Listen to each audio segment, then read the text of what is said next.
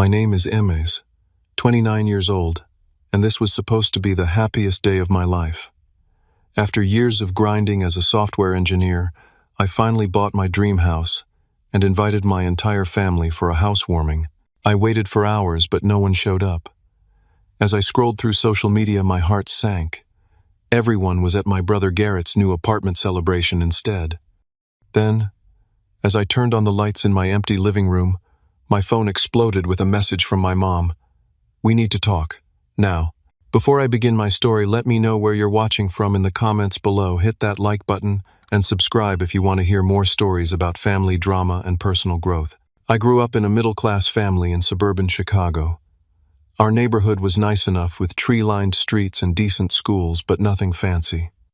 My parents, Richard and Julia, worked hard to provide for my younger brother Garrett and me. Dad was an accountant at a mid-sized firm, and Mom taught second grade at the local elementary school. We never wanted for necessities, but luxuries were carefully budgeted. From the beginning, it was clear that Garrett was the golden child. 3 years younger than me, he was everything I wasn't: athletic, outgoing, and effortlessly popular. While I was the quiet kid who spent hours taking apart computers in the basement, Garrett was the star quarterback who brought home trophies and had a new girlfriend every month. Don't get me wrong, Garrett wasn't a bad kid. He was charismatic and could charm anyone with his easy smile and confident demeanor. But beneath that charm was a deep irresponsibility that our parents seemed blind to. He would forget chores, miss curfews, and talk his way out of consequences with creative excuses that my parents always accepted. Meanwhile, I was held to a different standard. One tardy homework assignment would result in a lecture about responsibility and potential. My early interest in computers was treated as a quirky hobby at best. When I joined the coding club in high school, my achievements went largely unacknowledged. I still remember winning the state programming competition junior year. The event was held on a Saturday morning, the same time as one of Garrett's regular season football games.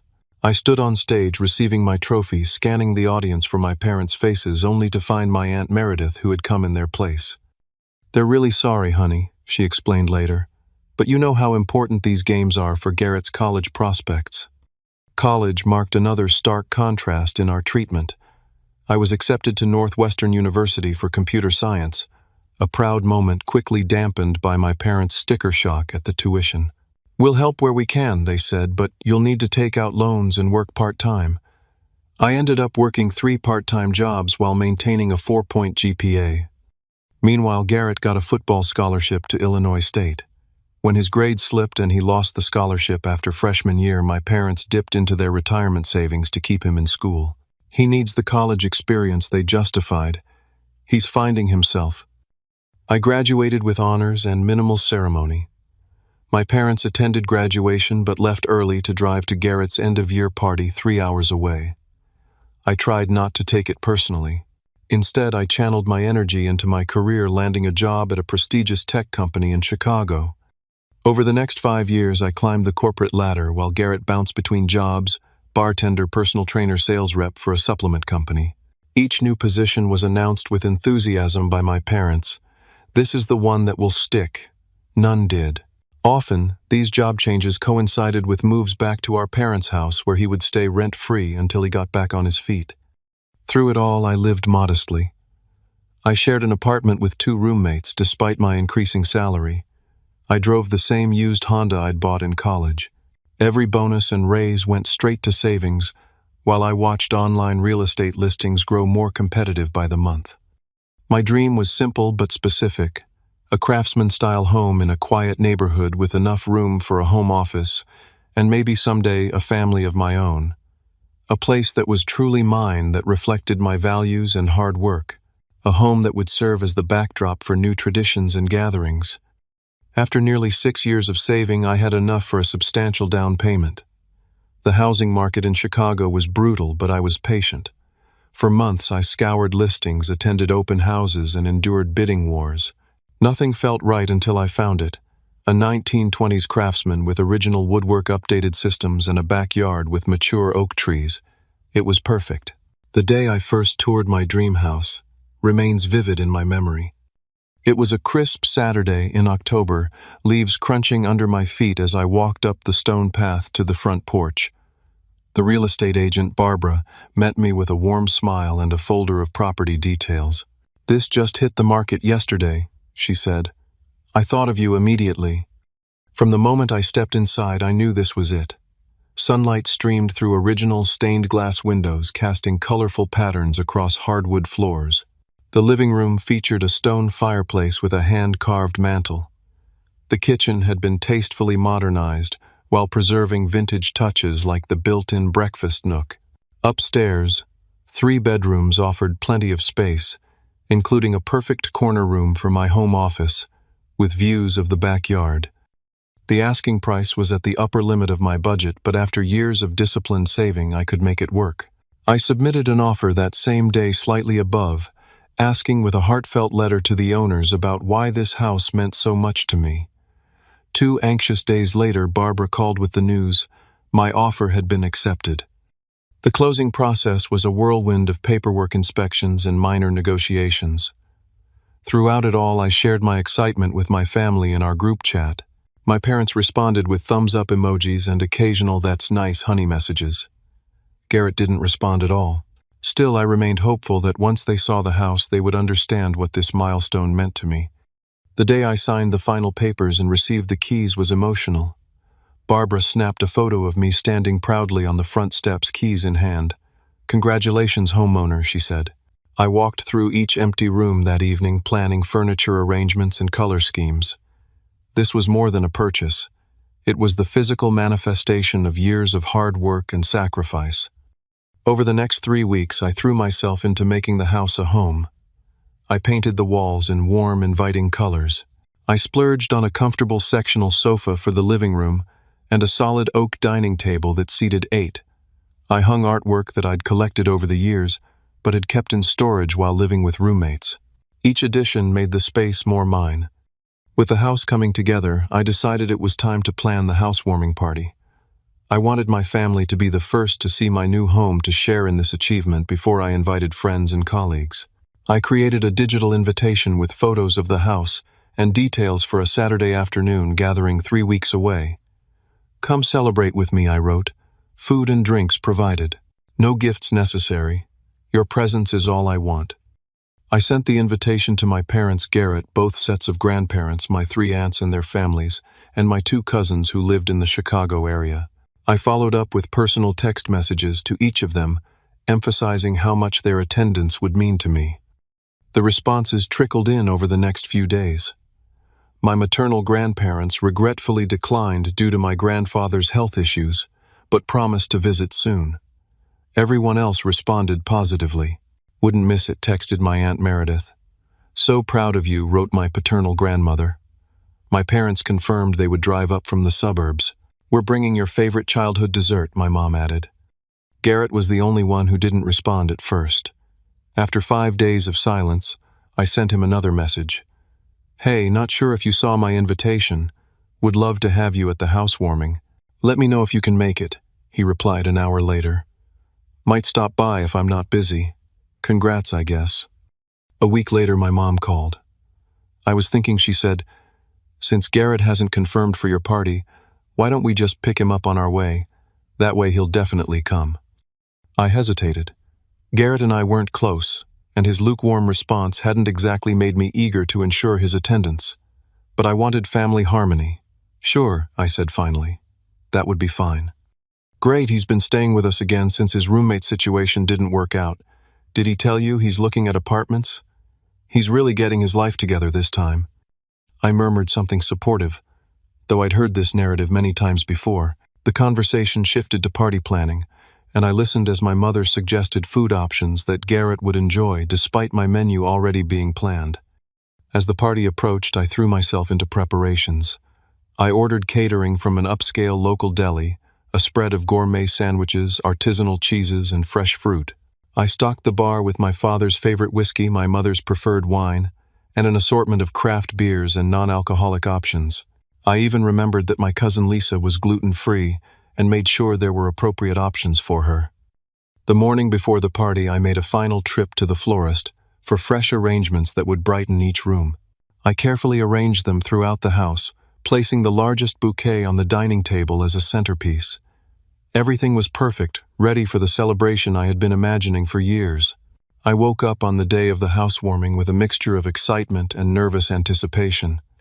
Sunlight streamed through my bedroom window, and I allowed myself a moment to appreciate that I was waking up in my own home in a bed I had chosen in a room I had painted myself. This sense of ownership still felt novel and precious. The party was scheduled to start at 3 in the afternoon, giving me ample time for final preparations. After a quick breakfast, I did one last cleaning sweep through the house, though it was already immaculate. I arranged the furniture to create conversational groupings, set up a drink station in the dining room, and prepared space in the kitchen for the catered food delivery scheduled for 2:30. At noon, I received a text from my mother. "We're leaving in about an hour. Looking forward to seeing your new place. Dad and I are bringing Garrett as discussed." I replied with a thumbs-up emoji and a reminder of the address, though I had already sent detailed directions twice before. My Aunt Meredith texted next. "Hitting the road now with Uncle Paul and the kids. Can't wait to see this dream house of yours." My cousin Lisa confirmed she and her husband would be arriving around 3:15. Even my father's brother, Uncle Stephen, who rarely attended family functions, sent a message that he was planning to make an appearance. Everything was falling into place, and I felt a surge of validation. Finally, my family would see what I had accomplished through years of hard work and saving. This wasn't just about showing off a house. It was about being recognized and celebrated for once, instead of standing in Garrett's shadow. The caterers arrived precisely on time, setting up an elegant spread on my kitchen island. I tipped them generously, feeling a flash of pride at being able to do so. Once they departed, I took one final look around. Fresh flowers brightened every room. Music played softly through the speakers I had installed, and afternoon light cast a warm glow across the hardwood floors. It was perfect. 3 o'clock came and went. I checked my phone. No messages explaining any delays. By 3:20, I sent a group text. "Food and drinks are ready. Looking forward to seeing everyone soon." A few minutes later, my mother replied, "Running a bit behind. Start without us." By 4 o'clock, not a single guest had arrived. I paced from the front window to the dining room, checking my watch compulsively. This didn't make sense. Even accounting for traffic or minor delays, someone should have arrived by now. At 4:30, I called my mother. The call went to voicemail. I tried my father with the same result. I texted Aunt Meredith. "Are you close? Everything okay?" Her response came 10 minutes later. "So sorry for the delay. We'll be at the party soon." Something about her wording struck me as odd. Not "we'll be at your house soon," but "at the party." I checked the location she had shared with me earlier through our family tracking app. She was nowhere near my neighborhood. In fact, she was across town. With growing unease, I opened Instagram. My cousin Lisa's most recent story, posted 15 minutes ago, showed a living room I didn't recognize, filled with familiar faces, my parents smiling widely, Uncle Stephen chatting with Aunt Meredith, and in the center of it all, Garrett raising a beer and toast, a set of keys dangling from his other hand. The caption read, "Celebrating G's new bachelor pad." My stomach clenched. I scrolled through more recent posts. There was my father, arm around Garrett's shoulders, proud of this guy taking a big step. Another from my younger cousin, party time at Uncle Garrett's new place. With shaking hands, I called Lisa. She picked up on the fourth ring, music and laughter audible in the background. "Hello," she shouted over the noise. "Lisa, it's Emmys. Where are you right now?" A pause. "Oh, Emma's, hi." Her voice became muffled as though she had covered the phone. When she returned, her tone was awkwardly bright. We're at Garrett's new apartment, for his apartment warming. Didn't you know?" "No," I said flatly. "I didn't know. I'm actually hosting my housewarming party right now, the one I invited everyone to weeks ago." Another pause, longer this time. "Oh my God, Emma's, was that today? I'm so sorry, I got confused with the dates. Garrett just decided yesterday to have this thing, and everyone was already planning to come to your area, so." My area? My house is nowhere near Garrett's apartment. I could hear my voice rising and took a deep breath. "Lisa, were you planning to come to my housewarming at all today?" "Of course," she said quickly. "We were going to stop by after this. It's just that Garrett really needed the family support right now, you know? He's finally getting his life together, and your parents thought it would be good to encourage him. You're already so successful and established, and Garrett needs the extra push. I ended the call, unable to listen anymore. With a hollow feeling in my chest, I opened our family group chat and scrolled back to find an exchange I hadn't been included in. Garrett had sent a message yesterday. "Hey family, got approved for an awesome apartment today, last minute availability. Having some people over tomorrow at 3 to check it out. Parents already coming. Anyone else around?" Everyone had responded enthusiastically. No one had mentioned my event scheduled for the exact same time. I walked slowly through my empty house, turning on lights as the afternoon sun began to fade. The food sat untouched on the kitchen counter. The carefully selected wines remained uncorked. The flowers, which had seemed so vibrant hours ago, now appeared garish against the quiet emptiness. As I turned on the last light in the living room, my phone buzzed with a new message. From my mother, "We need to talk. Now." I stared at my mother's text message for a long moment, a storm of emotions raging inside me. Anger, hurt, betrayal. They all competed for dominance as I stood alone in my perfectly prepared home with no one to share it with. My thumb hovered over the screen, tempted to type something scathing in response. Instead, I set the phone down without replying and sank onto my new sofa. The silence in the house was deafening. This wasn't how today was supposed to go. This was supposed to be a day of celebration, of acknowledgement, of finally stepping out of Garrett's shadow and into my own light. Instead, I had been relegated once again to an afterthought, my achievement deemed less important than Garrett's latest whim. Unable to resist, I picked up my phone again and continued scrolling through social media posts about Garrett's impromptu gathering. Each image was like a knife twist. There was my entire extended family crowded into what appeared to be a fairly standard apartment with rental-grade finishes and minimal furnishings. Nothing like the carefully restored historic home I had saved years for.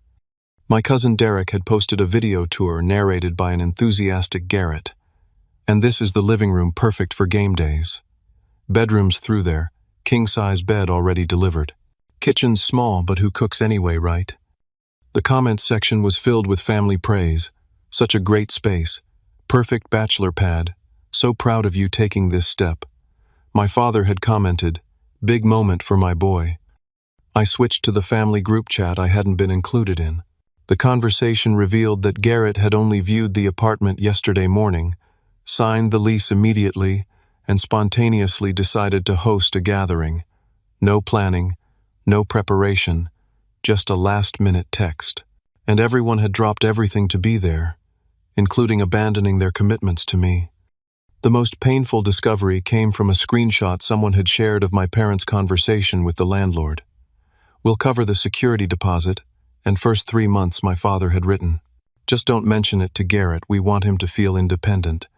So Garrett hadn't even secured this apartment on his own. He was being subsidized yet again while I had scrimped and saved for years to afford my home on my own terms. The injustice of it burned like acid. I tried calling my parents again, but still no answer. Finally, I called my Aunt Meredith, who had always been slightly more understanding of my position in the family. She answered on the second ring, her voice hushed. "Emies, I can't really talk right now." "Then just listen," I said, fighting to keep my voice steady. "I want to understand what happened today. Everyone confirmed they were coming to my housewarming, an event I planned weeks ago. Then Garrett decides yesterday to have people over, and suddenly my event doesn't matter." Aunt Meredith sighed. "It's complicated, honey. Your brother, he made it sound like an emergency. Said he finally had a breakthrough and needed family support right away. You know how he can be." "And what about my breakthrough? What about my support?" "You're different, Ems. You've always been so independent, so capable. Garrett needs more guidance, more encouragement. So being responsible and self-sufficient means I deserve less family support, less celebration, less love." My voice cracked on the last word. "Of course not," she said quickly. "It's just that your parents feel Garrett is at a critical juncture. He's struggled so much and they think this apartment is a sign he's finally maturing. They didn't want to dilute that momentum." By coming to my housewarming, the home I saved for 6 years to buy, that would dilute his momentum. Aunt Meredith's voice dropped even lower. Your mother suggested stopping by your place after Garrett's gathering, but he got upset. Said if people left his party early to go to yours, it would make him feel second best. Your parents didn't want to trigger his insecurities. I laughed bitterly. Heaven forbid Garrett feel insecure. Meanwhile, I'm standing alone in a house full of food and flowers looking like an idiot. I'm sorry, Emmys. I should have stood up more. We all should have. In the background, I heard my mother's voice calling for Meredith. I have to go, she said hastily. Your parents were talking about coming over later. Just try to be understanding. Okay. After hanging up, I wandered through each room of my empty house, turning on every light, as if illuminating the space could somehow fill the void left by my family's absence. In the dining room, I stared at the untouched charcuterie board. In the living room, the carefully arranged furniture waited for guests who never arrived. Upstairs, in what would be my home office, I had set up a small display of my professional achievements, framed certificates, a published article, a photo of me with my team after a successful product launch, achievements that apparently weren't worth my family's time to acknowledge. I returned downstairs and was contemplating whether to start packing up the food when my phone lit up again. This time it was an Instagram notification. Garrett had tagged me in a post. With a sense of dread, I opened the app. The photo showed Garrett standing in his new kitchen raising a beer bottle. The caption read, "New beginnings. Sorry, Emma's Carter couldn't make it to the celebration. Next time, bro." I hadn't been invited. He was publicly pretending I had chosen not to come rather than acknowledging that he had hijacked my event and stolen my family's attention on my special day. The calculated nature of this move struck me as particularly cruel. As I sat processing this latest insult, my doorbell rang. Through the peephole, I saw my parents standing on the porch with Garrett slouched behind them looking at his phone. It was nearly 8 o'clock, 5 hours after my party was supposed to begin. I opened the door but didn't invite them in immediately. "Well, look who finally remembered I exist," I said, unable to keep the bitterness from my voice. My mother stepped forward with an artificial brightness. "Eames, honey, we're so sorry about the mix-up today. Can we come in? Your house looks lovely from the outside." I stepped aside wordlessly, allowing my parents and Garrett to enter. My mother made a show of looking around with exaggerated appreciation. "Oh, Eames, this is just beautiful. Look at these original hardwood floors, Richard, and that stained glass. They don't make craftsmanship like this anymore." My father nodded, hands in his pockets, offering a perfunctory, "Nice place, son. Real solid investment." Garrett trailed behind them, barely glancing at his surroundings, still scrolling through his phone. When he did look up, it was with a dismissive shrug. "It's cool, I guess. Kind of old-fashioned, though, isn't it? My place has smart technology built in. Your place that Mom and Dad are paying for." The words escaped before I could stop them. An awkward silence fell. My mother recovered first, her laugh brittle. "Let's not start with negativity, Ems. We're here now, and we want to see everything. Give us the tour." I remained rooted to the spot. "Why are you here exactly? The party ended hours ago. The party none of you bothered to attend despite confirming weeks in advance." My father cleared his throat uncomfortably. There was a misunderstanding with the scheduling. These things happen. No need to make a federal case out of it. "A misunderstanding," I repeated incredulously. "You all RSVP'd to my event. Then Garrett decided yesterday to have people over and suddenly everyone forgot about my housewarming. That's not a misunderstanding. That's a choice." My mother's smile faltered. "Honey, you have to understand. Garrett needed our support today. This apartment is a big step for him. And buying a house wasn't a big step for me. Something I worked and saved for years to achieve without anyone's help." "That's different," my father interjected. "You've always been the responsible one. You don't need the same kind of encouragement Garrett does. He's still finding his way." Garrett smirked, though he quickly composed his face when my mother glanced his way. "Yeah, bro. Not everyone can be perfect like you. Some of us are still figuring things out." "At 32, I challenged.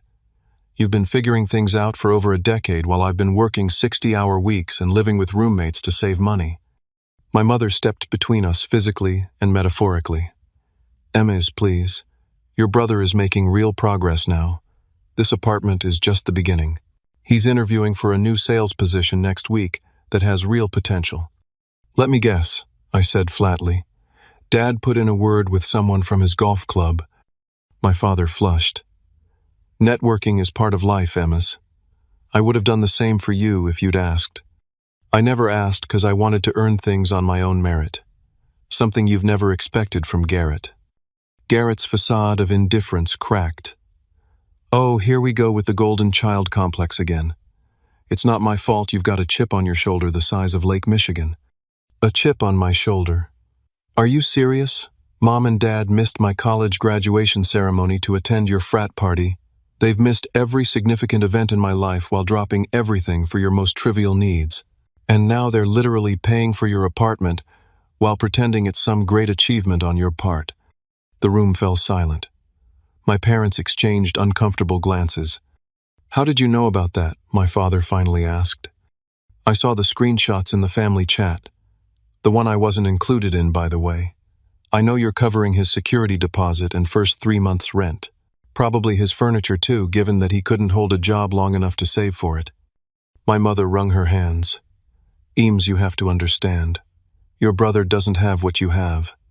Because he hasn't worked for it. And he never will. As long as you keep bailing him out and treating his minimum efforts like major accomplishments. That's enough, my father said sharply. We came here to smooth things over, not to be attacked. Smooth things over? You ruined what should have been one of the proudest days of my life. I spent weeks planning that party. I catered food for 15 people. I bought my dad's favorite whiskey and Mom's favorite wine. I made sure there were gluten-free options for Lisa. And none of you could be bothered to even text me that you weren't coming until hours after you were supposed to be here. We got caught up in the excitement at Garrett's, my mother admitted weakly. Time just got away from us. Right, I said bitterly, because Garrett's last-minute apartment viewing was so much more exciting than the home I spent 6 years saving for. Throughout this exchange, I noticed Garrett's demeanor shifting. When our parents were looking, he maintained an expression of wounded innocence.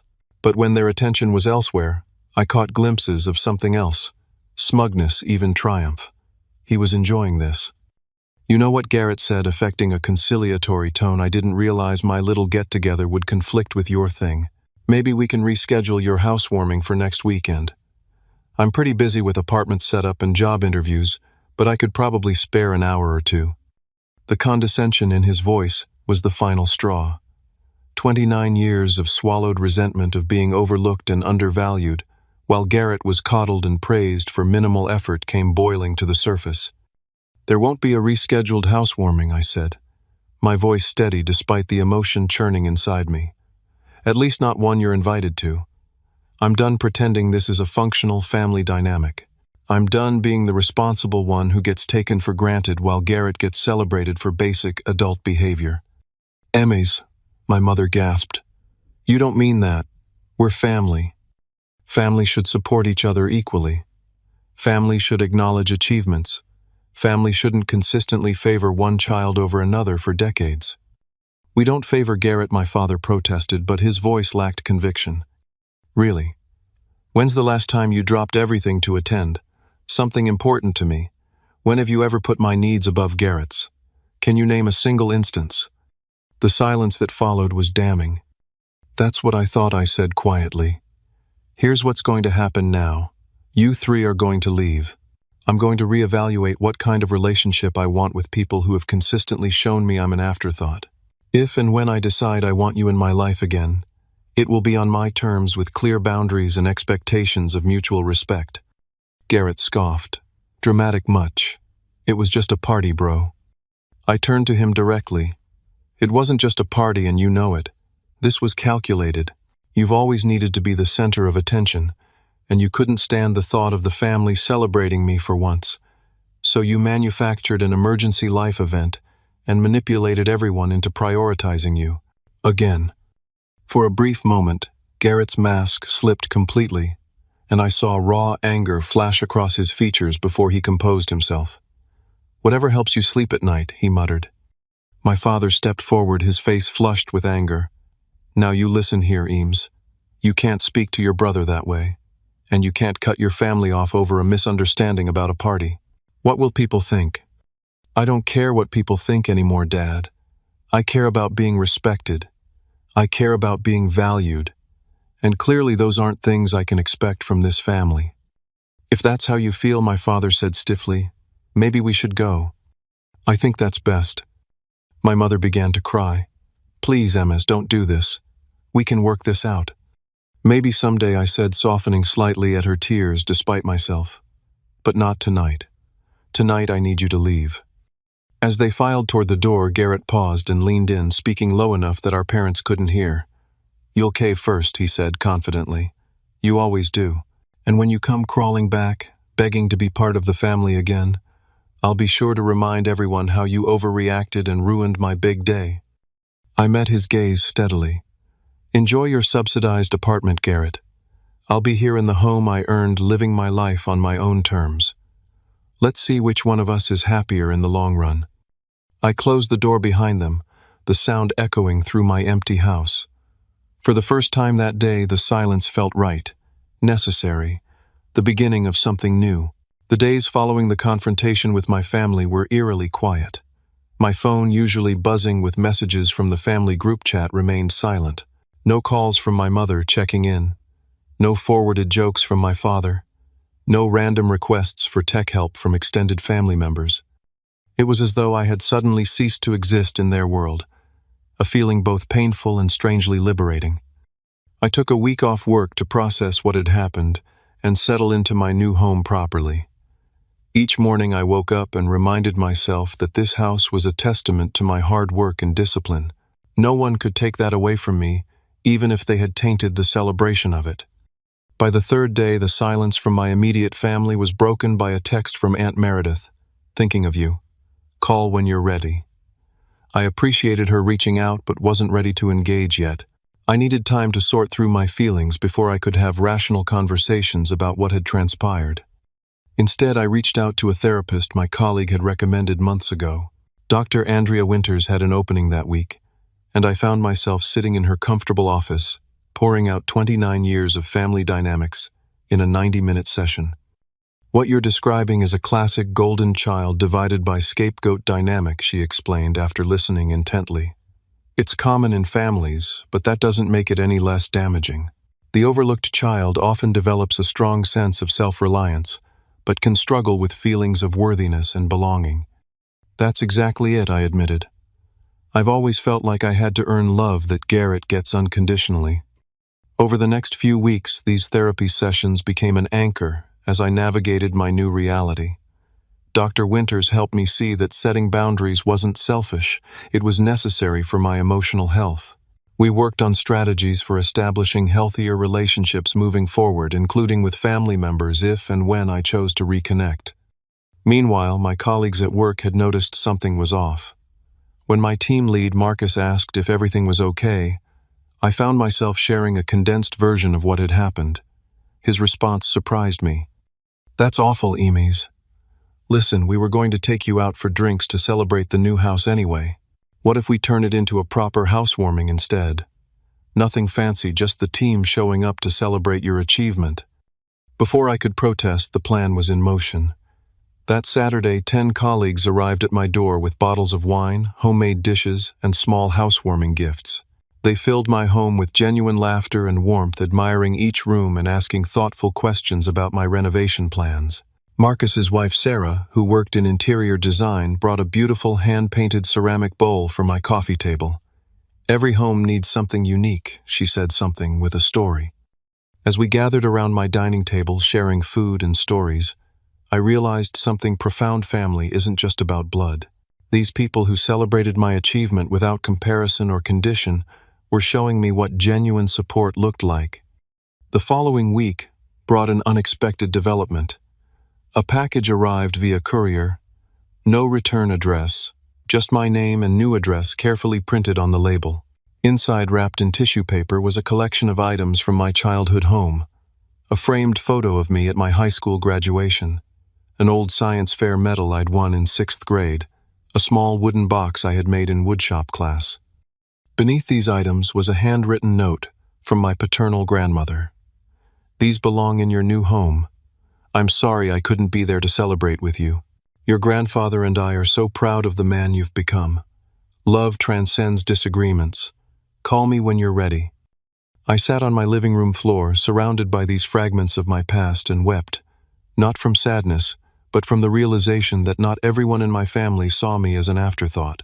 Some had been watching, noticing, valuing me all along, even if they hadn't always known how to show it against the backdrop of family dynamics.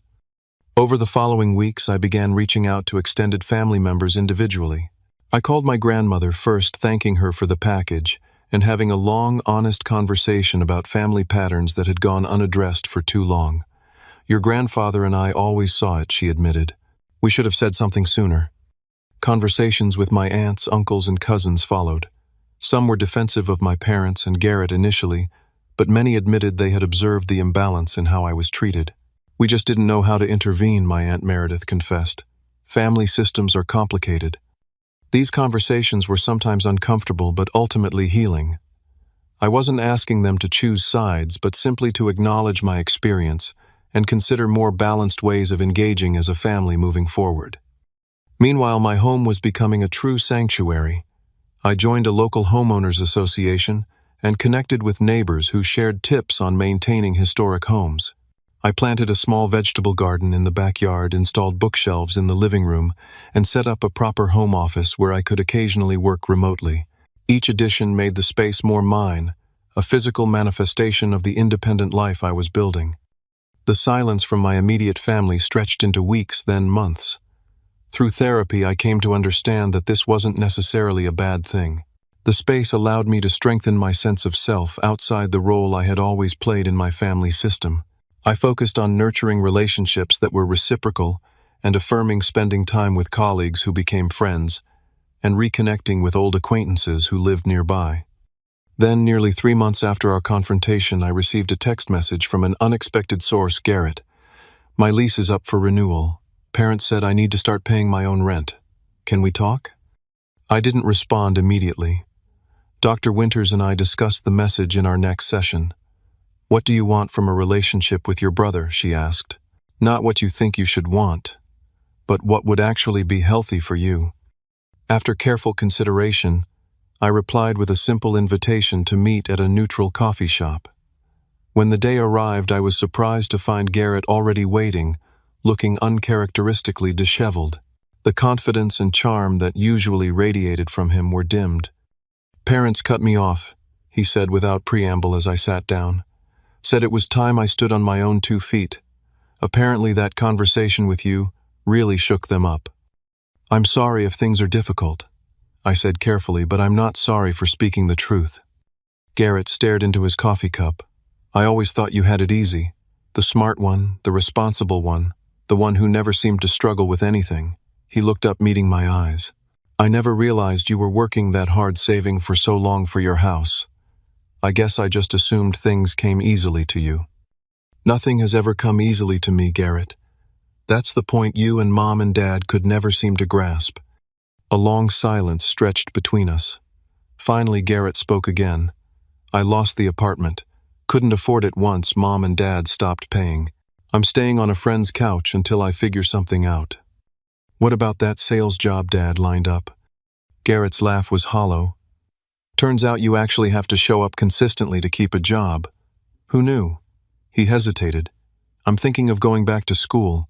Community college business administration. Something practical." "That sounds like a good plan," I said genuinely. "Yeah, well, had to grow up sometime, right?" He fidgeted with his napkin. "Listen, I know I was a jerk. About the housewarming, about a lot of things.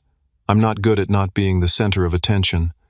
It wasn't quite an apology, but it was more self-awareness than I'd ever heard from my brother. "Thank you for acknowledging that," I said simply. "So, are we good?" he asked, with a shadow of his old easy charm. "Not yet," I replied honestly. "But maybe we can start working in that direction." 2 weeks later, my parents reached out asking if they could visit. I agreed, setting clear parameters. A short visit focused on honest conversation rather than pretending nothing had happened. When they arrived, I was surprised to see them looking older, more uncertain than I remembered. "We've been doing some reflection," my mother said once we were seated in the living room. "And some counseling," she added almost reluctantly. "Your confrontation forced us to look at patterns we didn't want to acknowledge," my father continued. "The way we've enabled Garrett at your expense. The way we've taken your responsibility and independence for granted, instead of celebrating it. We're trying to do better," my mother added. "With both of you. Setting healthier boundaries with Garrett hasn't been easy, but it was necessary. And we want to truly see you, Eames. Truly celebrate your accomplishments and support your journey." I didn't rush to forgiveness or promises of resumed closeness. Instead, I thanked them for their reflection and suggested we take small steps toward rebuilding trust. A monthly dinner, perhaps. Open communication about expectations. Family therapy sessions if they were willing. As fall turned to winter, these tentative steps toward reconciliation continued. Some conversations were difficult old patterns, threatening to reassert themselves. But there was a new awareness on all sides, a commitment to doing things differently that gave me cautious hope. The first holiday season in my new home became a test of these evolving relationships. Rather than subjecting myself to the traditional family gathering at my parents' house with its potential for old dynamics to resurface, I decided to host a different kind of celebration. I invited a mix of people who had supported me through this journey. Friends from work, neighbors I had grown close to, extended family members with whom I had rebuilt individual relationships, and yes, my parents and Garrett, under the clear understanding that this was my home and my gathering. To my surprise and relief, the evening unfolded with genuine warmth. My mother brought her famous apple pie without trying to take over the kitchen. My father admired the improvements I had made to the house without backhanded comments about the expense. Garrett, now enrolled in community college and working part-time at a local bookstore, engaged respectfully with my friends and even helped with cleanup afterward. As everyone departed with hugs and promises to gather again, soon I stood on my front porch watching taillights disappear down the street, a profound sense of peace settling over me. This house, once a symbol of achievement I feared would go unrecognized, had become something more valuable, the foundation for a new way of being, both with myself and with others. 6 months after the disastrous housewarming that never happened, my house had transformed from an empty shell into a genuine home. The living room, once staged for a party that never occurred, now bore the comfortable imprints of real life. Books spilled from the shelves I had built along one wall. A hand-knotted rug from a weekend trip to a local artisan market added warmth to the hardwood floors. Photos were displayed not just of family but of the broader circle of connections I had cultivated. Hiking trips with colleagues, dinner parties with neighbors, volunteer days with my community garden group. Therapy with Dr. Winters continued, though we had reduced the frequency to twice monthly. These sessions became less about crisis management and more about ongoing personal growth. "What I noticed," she remarked during one session, "is how much more comfortable you seem in your own authority. You're no longer seeking external validation for your choices." She was right. The painful rupture with my family had forced me to find validation from within, to trust my own perceptions and values in a way I never had before. This internal anchoring made all my relationships healthier. I was choosing connections based on mutual respect rather than desperate attempts to prove my worth. My relationship with my parents had stabilized into something cautiously positive. We maintained clear boundaries. I visited them once a month for dinner, and they respected my space and independence in between. My father had taken up woodworking and crafted a beautiful coffee table for my living room, perhaps his way of acknowledging my home in a tangible form. My mother called weekly, and our conversations felt more authentic than they had in years. Garrett was the most surprising development in this family evolution. Without our parents' constant financial safety net, he had stumbled initially but eventually found his footing. He completed his first semester at community college with solid grades and moved from his friend's couch to a modest studio apartment he could actually afford on his bookstore salary. Our relationship was tentative but improving. We met occasionally for coffee or a meal, carefully avoiding the competitive dynamic that had defined our interactions for decades. During one such meeting, Garrett confessed something unexpected. "I was jealous of you," he said, stirring his coffee absently. "Not of your success exactly, but of your certainty. You always knew what you wanted and worked toward it systematically. I've been bouncing around like a pinball, waiting for something to click. I think I envied your ease," I admitted in return. "Everything seemed to come naturally to you. Friends, charm, athletic ability, all the things our parents visibly valued."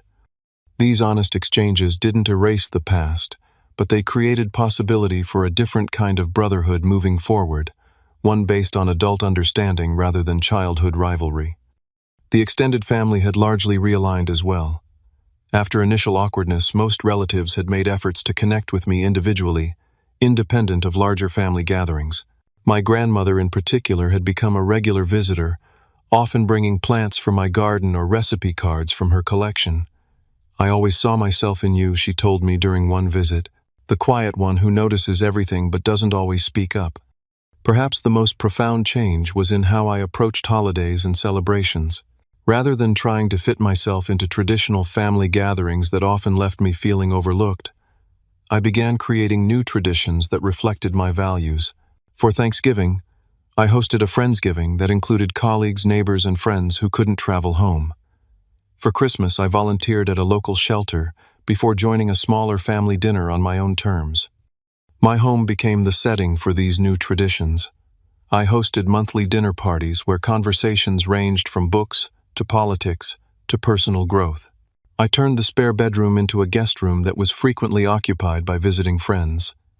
The backyard, once empty save for a few old oak trees, now featured raised garden beds that provided vegetables for these gatherings. Work life flourished alongside these personal developments. The boundaries I had established in my personal relationships extended to my professional ones as well. I became more selective about which projects I took on, more vocal about my contributions, more confident in negotiating for what I deserved. This resulted in a promotion to senior developer and the opportunity to lead a team on a major new initiative. One rainy Saturday, about 6 months after the confrontation, I received an unexpected text from Garrett. "Found some old family photos while cleaning out my storage unit. Thought you might want some for your house. Okay to drop by tomorrow." When he arrived the next day, he was carrying a shoebox filled with family photographs spanning decades. We sat at my dining table sorting through them, reminiscing and occasionally laughing at forgotten moments. Near the bottom of the box was a photo I had never seen before, me at about 7 years old, intensely focused on building something with a computer kit, while Garrett, around 4, watched with undisguised admiration. "I used to think you were the smartest person in the world," he said quietly, looking at the photo. "I wanted to be just like you, but I couldn't figure out how your brain worked. It was easier to go the other direction, you know. If I couldn't be the smart one, I'd be the fun one, the athletic one, the popular one." "I had no idea," I admitted. "I always thought you looked down on my interests." "Nah, man. I was intimidated by them." He handed me the photo. "This one should definitely go on your wall." That night after Garrett left, I framed the photograph and hung it in my home office. Not as a symbol of reconciliation necessarily, but as a reminder of the complexity of relationships, the way perspectives can differ so dramatically, and the possibility of seeing old patterns through fresh eyes. As spring arrived, bringing new growth to my garden and fresh light through my windows, I found myself reflecting on the journey of the past year. The house that had once represented a personal achievement to be validated by others had become something far more significant, a physical manifestation of my values, boundaries, and authentic connections. The failed housewarming that had caused such pain now seemed like a necessary catalyst, forcing issues to the surface that had simmered beneath family dynamics for decades. The confrontation that followed had been painful but ultimately freeing, allowing everyone involved to examine and adjust patterns that weren't serving any of us well. My therapist had once asked me to consider what home truly meant to me. At the time, I had given a superficial answer about safety and comfort. Now I understood it was much more. Home was the space where I could be fully myself without contortion or apology. It was built not just of wood and stone, but of boundaries, self-respect, and connections that honored rather than diminished my worth. One evening, as I sat on my back porch watching fireflies illuminate the garden I had planted with my own hands, my phone buzzed with a text from my mother. "Your father and I were thinking of stopping by this weekend if you're free. He finished another woodworking project he wants to show you." I typed back, "Sunday afternoon works. Looking forward to it." And I realized with quiet amazement that I genuinely was looking forward to it. Not with the anxious hope for validation that would have colored such a visit in the past, but with the calm assurance of someone who knows their worth, isn't dependent on others' recognition. The house around me, once just a structure I had saved for and purchased, had become a true home, filled with memories I had chosen, to create relationships I had intentionally nurtured, and a peace that came from living authentically. The journey hadn't been what I expected, but it had led exactly where I needed to go. Have you ever had to stand up to family members who consistently overlooked your accomplishments? How did you find the courage to establish boundaries with loved ones? Share your experiences in the comments below, and don't forget to like and subscribe if this story resonated with you. Remember, building a life that honors your true self is the most important home you'll ever create. Thank you for joining me on this journey of self-discovery and growth.